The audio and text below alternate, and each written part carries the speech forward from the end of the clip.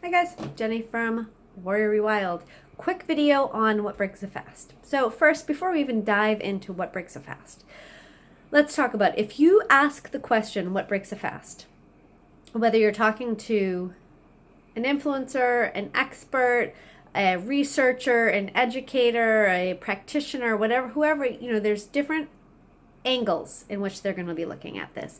And what I've found is that a lot of people get very myopic in their personal view and personal understanding. So if you're a researcher and you're researching longevity, you're getting very myopically focused on mTOR. If you're like Dr. Fung, who is a nephrologist in Canada, who wrote like Obesity Code, which is a lot of what people tend to think about when you talk about intermittent fasting, he gets very myopically focused, although he does talk about mTOR and very much, but he gets very focused on the insulin aspect of this. And, so I want to ask you, like, so there would, lots of people would do a different reasoning or different answers because they're coming from a different angle. So I want to ask you, if you're wondering, does this break a fast or does it not? I want you to ask yourself, I want you to critically think. Don't just blindly take what all of these different experts out there are saying. Because one of the things that I like to focus on in Warrior Rewild is that I don't just want to tell you what you should do. I want to teach you to understand and educate you to understand what your choices are so that you can make the right choice in each moment. Because it's a lifestyle, right? This is not just a quick fix. Why are you fasting? Do you know? So there's a variety of reasons. I mean, fasting it's one of the most impactful things you can do for your health.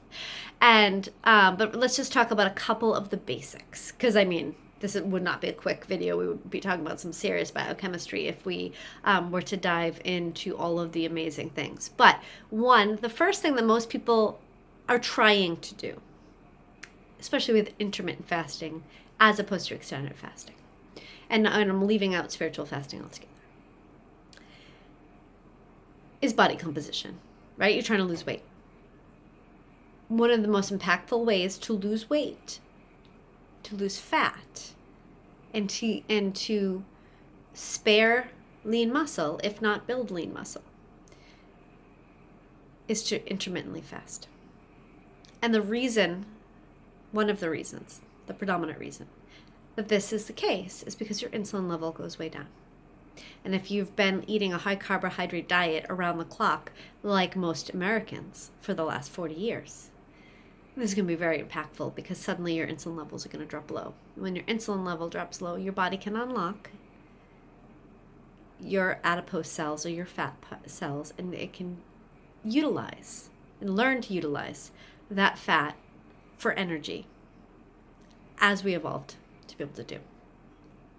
Another reason that people fast, especially extended fasting, other than metabolic flexibility or lowering your insulin, is for autophagy. That's a whole nother video. So if you're already into longevity and disease prevention and you know what autophagy is.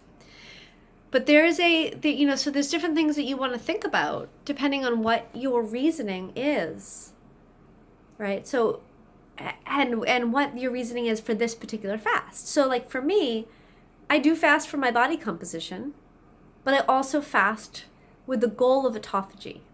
So I intermittently fast throughout my week, but I do an extended fast, like a mini extended fast once a week, 24, 36, nothing really more than that. On a quarter, I go to 72 plus hours. Just on a quarter, though, never more than that, because there's a time and a place when you start fasting too much. And then in place of that, I make sure that I have hypercaloric days. I make sure that in the flip side of fasting is nourishment. And so I make sure I'm hitting high protein on those other days so that mTOR is upregulated and downregulated. So understanding, that's why I offer masterclasses, because I want you to understand what you're doing instead of just following blindly, right?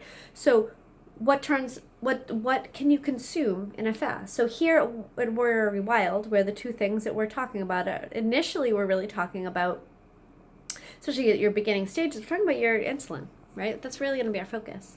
As we move forward and you get more advanced, we're going to start talking about extended fasting, and then we're going to start diving into autophagy. essentially, you can still consume calories and be in a state that will allow you to be in a fasted state, even though you've taken calories. So one of the things that we do, I have a 12-year-old sense of humor. Coffee.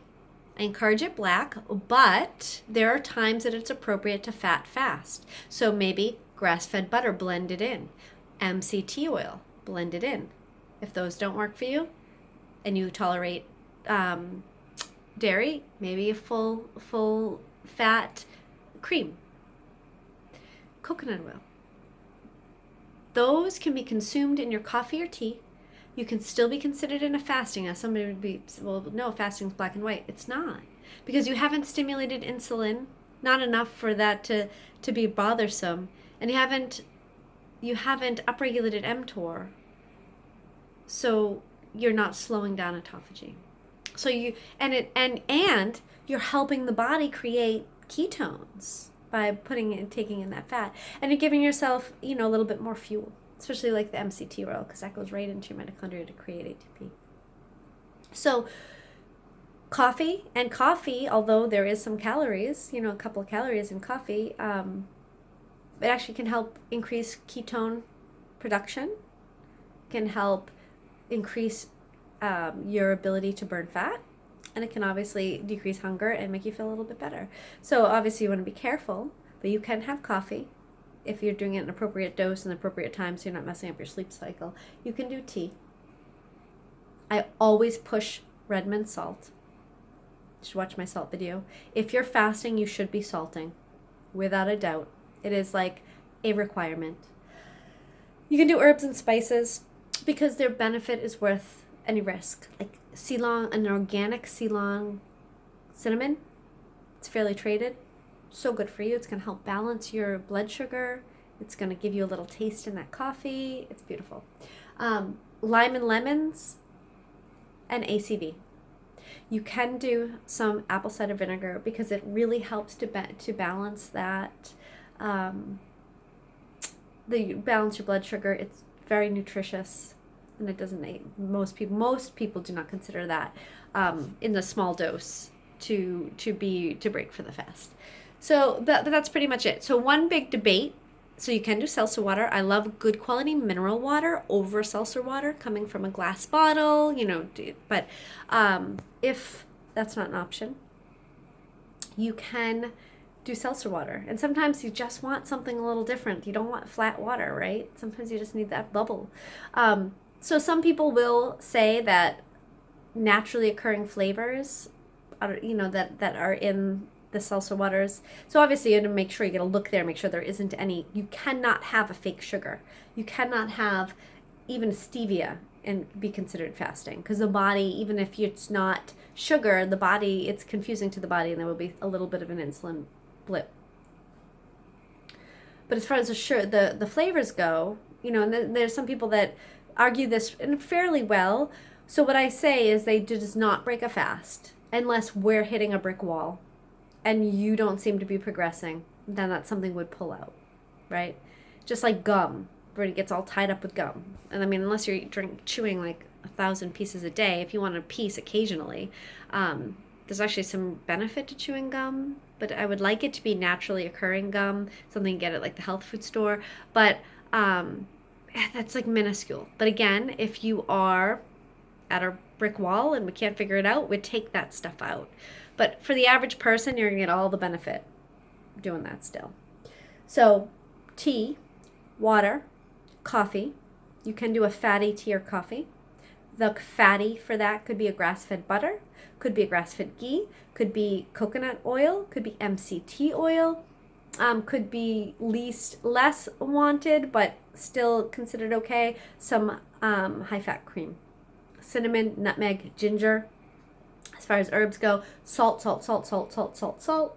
ACV, lime and lemon.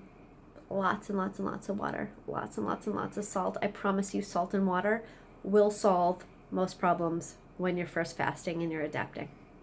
So that's it for this video. I hope you have a great night. Goodbye.